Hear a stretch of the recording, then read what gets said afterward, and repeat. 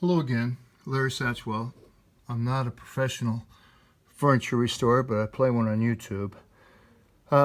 This is a bad break. We ordered this chair, and it came with a big crack right here that I'm not sure if I can fix, and a smaller crack up here. But they replaced it right away. And the replacement came with a crack right here. The way this crack is, this piece here actually should go under, but I've clipped this part off. That's pretty deep. The problem is trying to clamp this. Right now this is open as it's ever been. It's a great opportunity to put glue in it. I've already masked off the area. Upholstery's not going to do much good if I can't fix this crack, or at least get a little closer.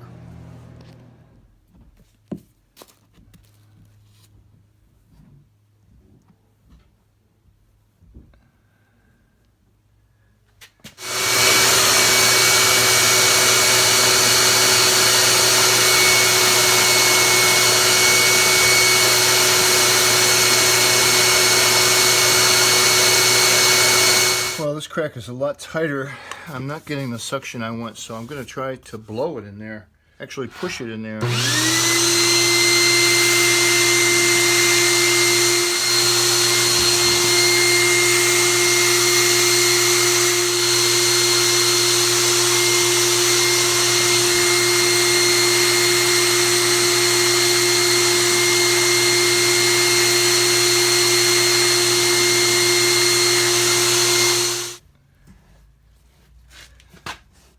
Well, you're probably thinking what I'm thinking. There's not a lot of glue in there.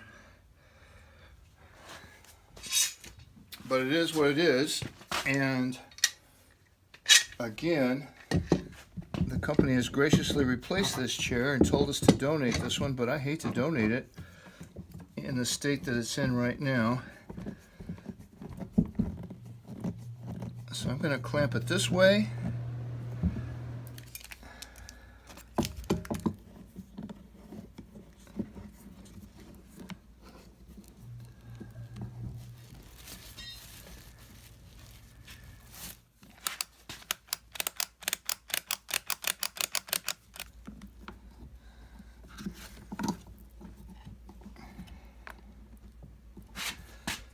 So the strap brought it into alignment.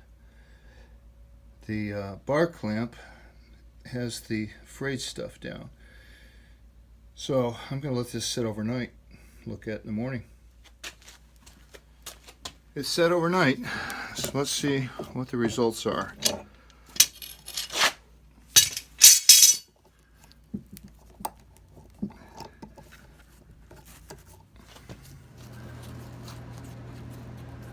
Not bad. It is still really ugly. I've got a couple choices here. I can sand it down and see what that looks like, or try to fill it in a little bit first.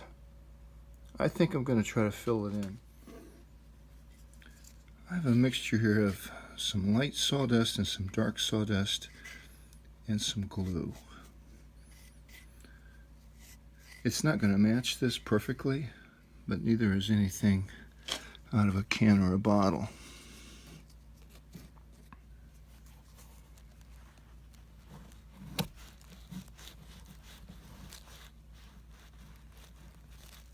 I'm trying to get this little homemade putty up under this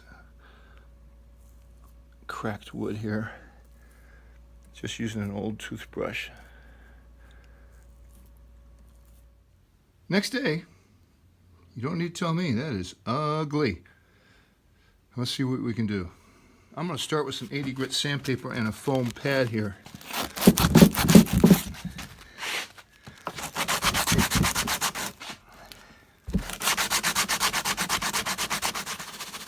The foam, because it conforms to that little curve better.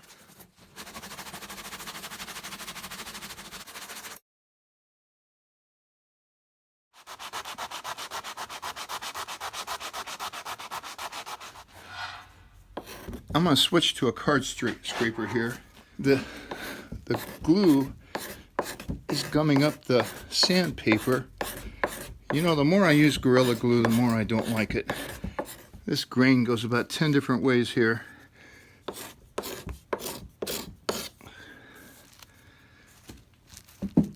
Oh, you know, that joint is really solid.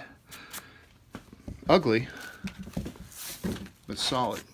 One of the things that's going to help me hide this is that they've pickled it. There is no reason to take this past 80 grit. In fact, what I'm going to do now is use a wire brush. And I was hoping to use the wire brush on my Restore, but it just doesn't make that curve, and it's very small. So I'm going to get the most aggressive wire brush I have, a stainless steel one, and open up that grain. That's not going to cut it. I'm going to need to step up the wire. My goal here is to open this grain. I've got a nylon brush here to see if that'll do it.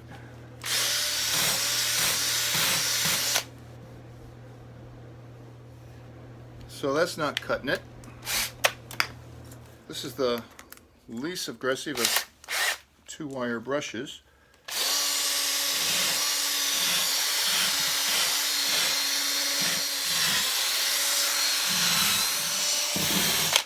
This grain right here takes a funny turn, and I think that's why it broke here. Hate when that happens. So the wire brush has accomplished a couple things. It's actually burnished this a little bit, and it is opening the grain, but I'd like to open it a little more. This is the stiffest round wire brush I have.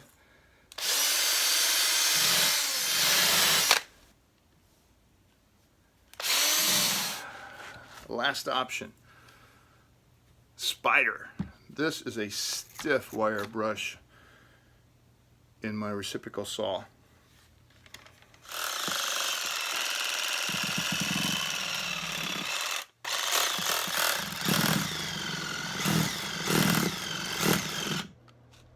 I'm going to see what that looks like. I like it down here.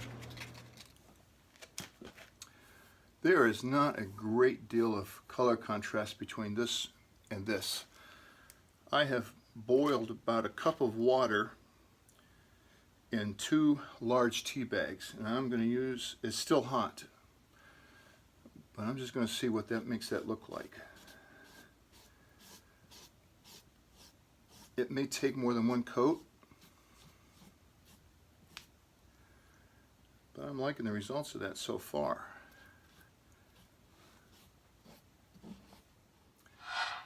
Alright, about all I can do now is let that dry.